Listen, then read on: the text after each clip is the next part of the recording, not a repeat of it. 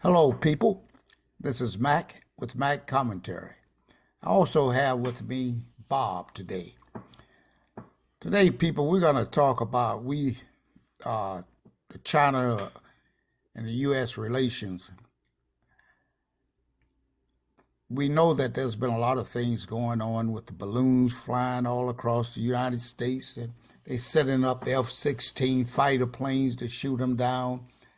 And really we don't quite understand what's going on because I understand that one thing I understand that China has stated that there's been over 10 balloons that has crossed their borders, and my understanding that this is a known technique that most countries use to gather information.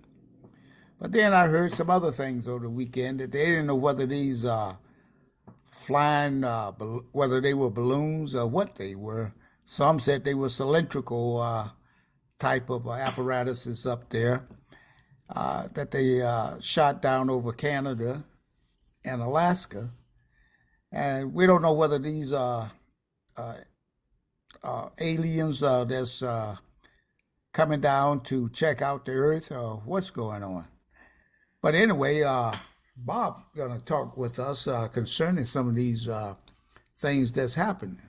Bob, do you think we on a precipice of a war right now, or do you think we're just you think they just playing with each other? Because China and United States have been friends back since over 50 years ago. I wouldn't say friends, but they got along quite well. The United States even worked with them, and we know China and the United States, they have a real good economic relationship as well. I mean, they do something like over somewhere around 600 to 800 billion dollars worth of exchanges, importing and exporting each year. Uh, I think that, and I think China, United States, and Taiwan, they only do about 85 billion. Just to put things in perspective with those two countries there. So, why would the United States want to disrupt its relationship with China and create some type of war? Because it seemed like to me like the war is going to be all centered around Taiwan uh, and China. China wanting to bring Taiwan back under its into its fold again.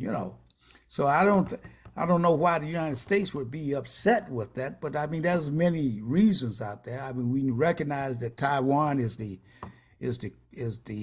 chip world chip leader, maker of chips, and everybody takes chips to build to run everything in this modern age: telephones, computers,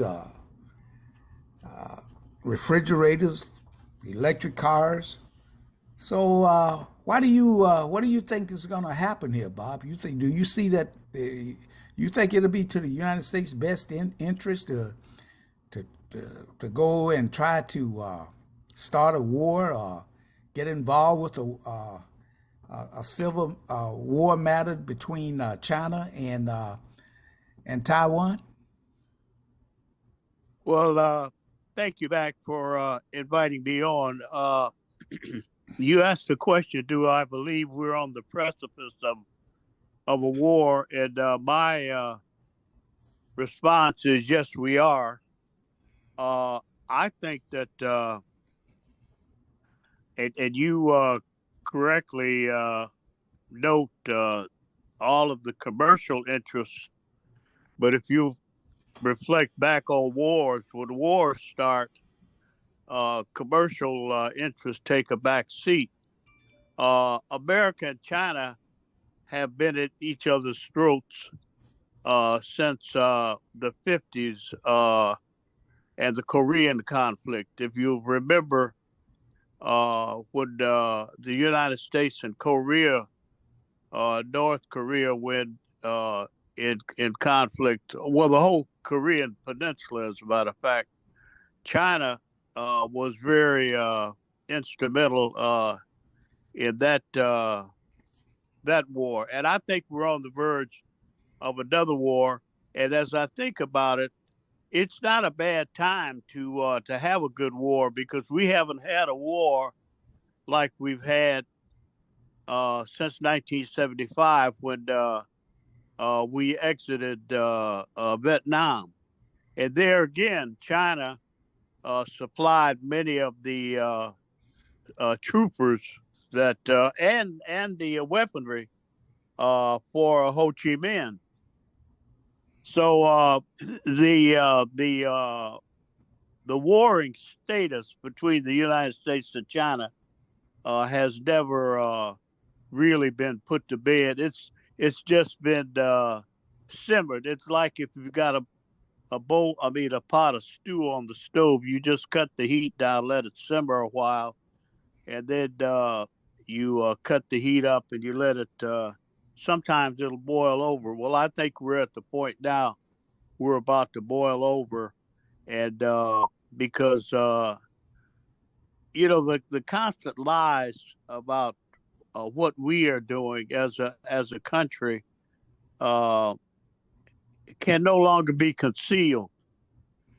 Just as you pointed out, China said that over the last year or so, there's been objects flying into their space, and they didn't shoot any of them down, or at least they didn't tell us that they did, or our own country didn't tell us that they did. But as soon as they fly a balloon, a weather balloon over the United States, we shoot it down. Uh, and that's not fair. That's not playing fair. And as a consequence, I think that China is saying, look, if you do that again, there's going to be difficult consequences. For example, this past weekend, the Navy and the Marines have been conducting military exercises in the South China Sea area. And uh, China doesn't take too well of that at that. So yeah, we're on the verge of a war. I don't think it'll become a nuclear war, but I think we could lose, 300,000 troops, and it could last several years. What day it'll start, uh, and get to a real heated circumstance, uh, I have no idea, but I know we're in it right now. What And these balloons and these unidentified objects that are being shot out of the sky are just uh, an introduction, a kind of a forward, as in a book, well, a forward of what is to come. right. And what what I've got up on the screen here, Bob, picture of President Biden and Chinese leader Xi Jinping, and from the Council on Foreign Relations. And the topic here is title of this particular article is what the Biden Xi meeting means for U.S. China relations. They met back, if you recall, back in November. I guess it was during one of the meetings that they have periodically in the what was that meeting called? One of the G something meetings, Yeah. G G7 or something like that. And anyway, during this particular meeting, this is what this picture on here, it depicts Biden and Xi shaking hands there. And the whole idea was what would this meeting mean for U.S. China relations? And they asking the question, could it start the process of building guardrails to prevent competition from turning into conflict. And it seemed like that's what they wanted to do, was show Biden and the Chinese leader as trying to come together. You know that Blinken, the Secretary of State, he was planning a trip to meet with his counterpart there in China. And what happened? The balloon came over, the weather balloon, as you so aptly put it, and what China said it was, a weather balloon. Nobody has told us definitively, after they picked up the debris from this particular balloon, or what type of spy equipment that was on there, if there was any. I haven't heard anything on that. And I'm just trying to figure out here, Bob, why was this course changed so drastically like that? A balloon came over, like you said. Balloons go over China, that's owned by the United States. And why was this cause such a reversal of what was about to happen from the November meeting? Do you have any explanation for that, or any opinion on that, Bob?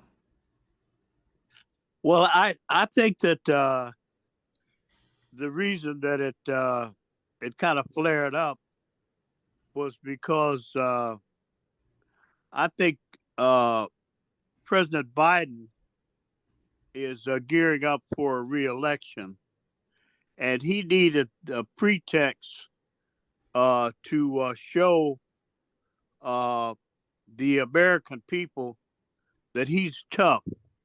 Because if you'll notice, his own party people are beginning to want to kick him to the curb and say he's senile, he's getting old. He'll be 82 years old if he runs again. He'll be the oldest president. So he has to. And if you look at Xi Jinping, he's a much younger, more vibrant character, and so what they're trying to do is contrast this old guy.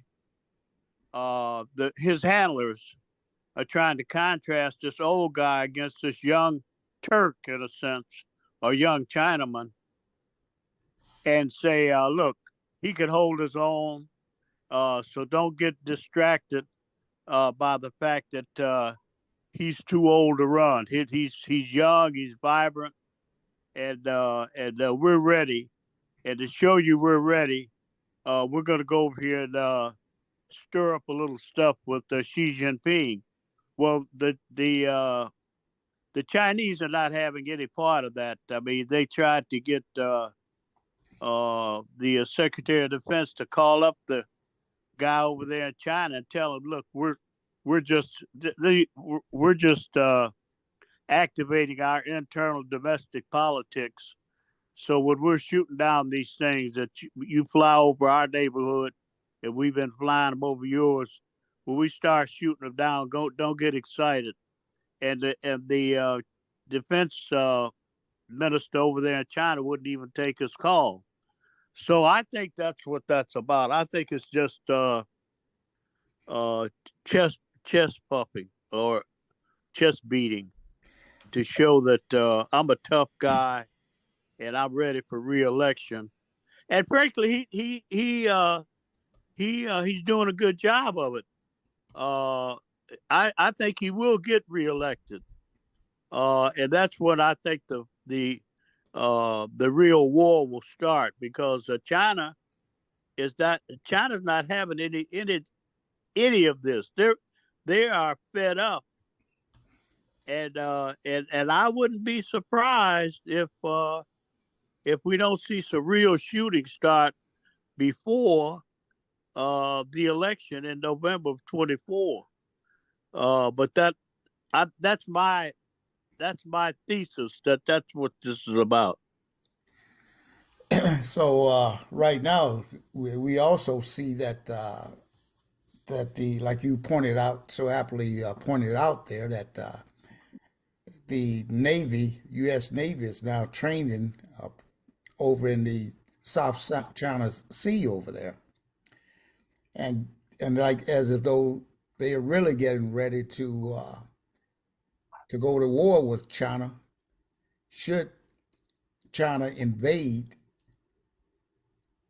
Taiwan, and that would be devastating for many young Americans because everything is predicated on economics, as you pointed out as well. You said it would take a back seat, but I don't think it.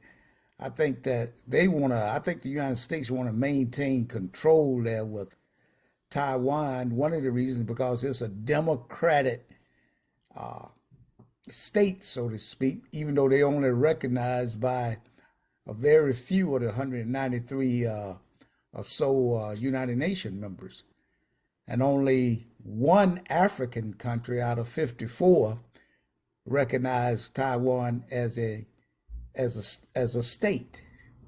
So the United States got a lot cut out for themselves in what they're trying to do, and you can also see that in the United States a lot of internal things are going on in this country with what is happening, Bob, and China sees it just as many other countries sees it that the the country is going downhill, the United States, internally. I mean, the military is top notch.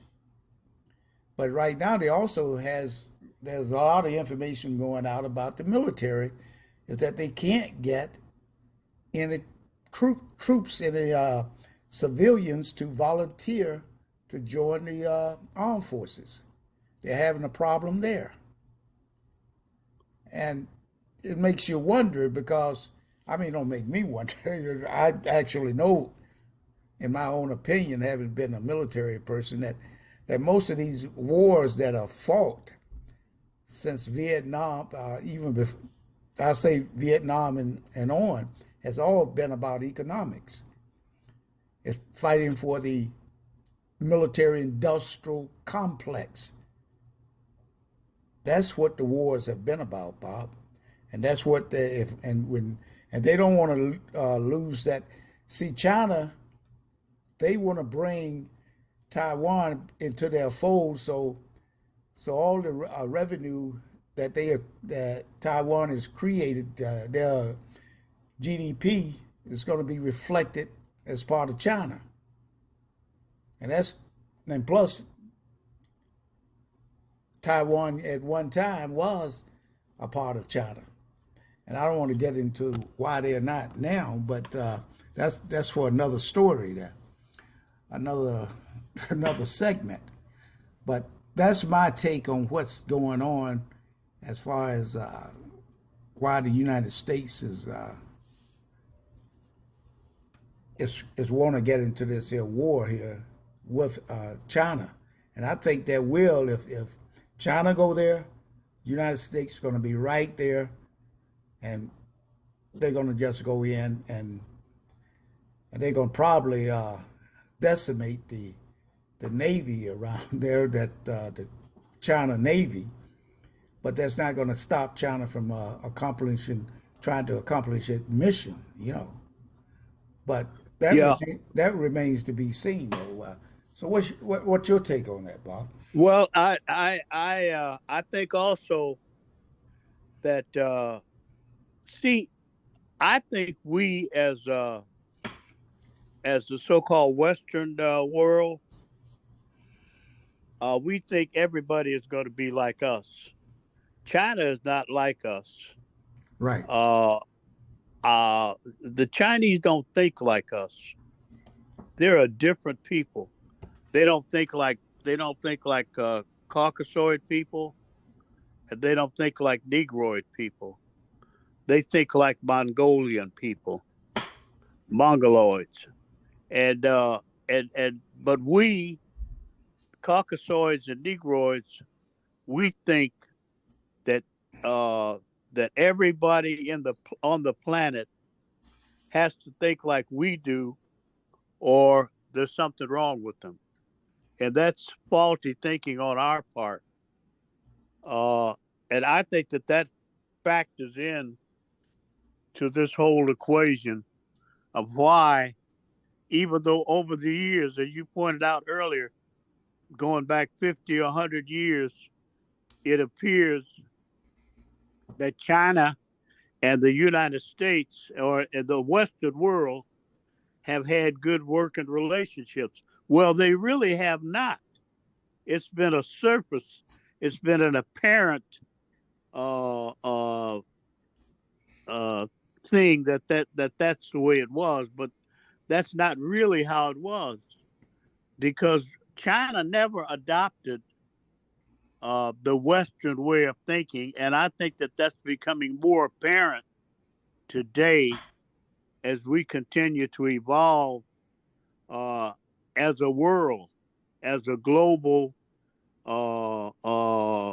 humanity. And so as a result, these conflicts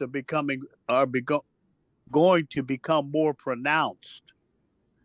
Uh, and that's why I believe without question we're in a conflict now, but it's kind of a simmering conflict that's going to heat up and boil over, and it will result, in my estimation, uh, 300,000 or 400,000 deaths of our young people, our future. But that's not unusual. I mean, that's what we do. We've done that since World War II. We send our youngest and our brightest and our best, and then put them in mass graves. That's been the history of the Western way of thinking, and China's not going to stand for that. And furthermore, they've got a population of about 1.6 billion people, and the United States and the Western people who, the Caucasoids and the Negroids who endorse and embrace our way of thinking only represent, less than a billion people. So they've got us outnumbered. They have the sophisticated military equipment. So it could get to be dangerous, but I don't think it will flare out and become unmanageable. What do you think? Well, right now, the United States right now trying to get all its allies together over there in the Pacific Rim. So what do you think about their Western allies? How you think they would play into this here thing if there is a conflict between the U.S. and China? Well, I I see them I see them being engaged like they are. They want to be they want to go swimming, but they only want to stick the toe into the water, like they're doing with the that little incursion that's going on now in Ukraine. Uh, it's going to be interesting to see what Germany does. If Germany engages, then you'll see more European nations engage. But if Germany stands back and it doesn't handle uh, its responsibility of one of the leaders in the Western coalition, you'll see the rest of them, Poland and all of the little smaller places, not being engaged. I think Well, I you know, but back, I mean, I look at this stuff and I think, back, uh, because my first real exposure to wars was with the Korean conflict, and I remember my brother used to talk about Mama San and Papa San, because he was in Korea and right up at the 38th parallel, and talk about how those people are so different. Uh, they would communicate with you at night and shoot your eyes out in the daylight. Right. So, so, and it hasn't changed. I mean, uh, so we're dealing with a real difficult circumstance here, and most of us, me included, don't understand the ramifications of what is going down.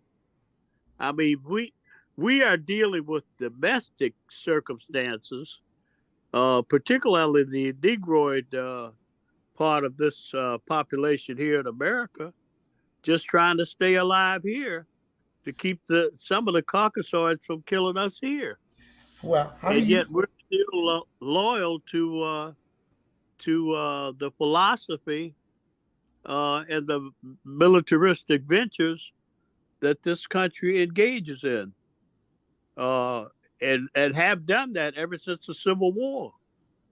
But how many times? Well, how many times? And this is a question I ask myself, and I think every black person, every Negroid person ought to ask themselves that every time we have been called on to stand up, fly the flag, stick our chest out, and take a bullet, we've stood up, flown the flag, and took the bullet. How many times has this Western world stood up for the Negroid in America? I'm not talking about globally. I'm just talking about in these United States of America. How many times has it stood up and said, this one is for the black man? Oh, I Bob, can't recall. they won't even give you reparations, Bob. I mean, how they gonna? I mean, that would be really standing up. But it's amazing. I'm that's another topic. I'm gonna just touch on this, but I heard this Lee Elders, I guess that's his name, talking about why blacks we don't how slavery was, and going into slavery as how the Arabs took with the slaveholders long before the Europeans became slaveholders, how the Africans chiefs sold off their people for weapons and things like that uh, to the Europeans. But they don't go into the fact that the blacks, the Africans, were brought to this country and they were treated so badly. And over half of them that they were bringing here died in the belly of the ships and just thrown over board for fodder for the sharks or other fish. And then how they was whipped and hung in this country here for centuries. I mean, at least two, three centuries. And they don't bring out all of that, but they want to make it downplay it like, oh, it was okay here in these United States, and it wasn't okay because they came up with the Jim Crow. You know Mr. Crow personally, Bob, because you told me about. It. But we'll talk about that on another time. But anyway, I just wanted to touch on that. You talk about you get me riled up with these. When you start talking about what America has done for me, sort of like sound like Kennedy. What have you done? Don't ask what your country has do for you. What have you done for your country? Right, Well, I tell you, what has my country done? right, I right. mean, I heard McConnell say, well, we fought the Civil War to set you free. We passed the Civil Rights Bill. And yet, all during that time there between the Civil War, that with the Emancipation, you got to read what the Emancipation says. up until present day, he didn't say anything about all those laws that was out there where blacks couldn't get land like the other people could get land when they go out west to settle. Blacks couldn't open up a business that would be direct and competent competitiveness with a white business. They don't talk about all those type of things, and blacks didn't have equal, but they had separate but unequal education. They don't talk about all of that, Bob. So I mean, Well, and you're absolutely correct. And I that's why I believe that Xi Jinping and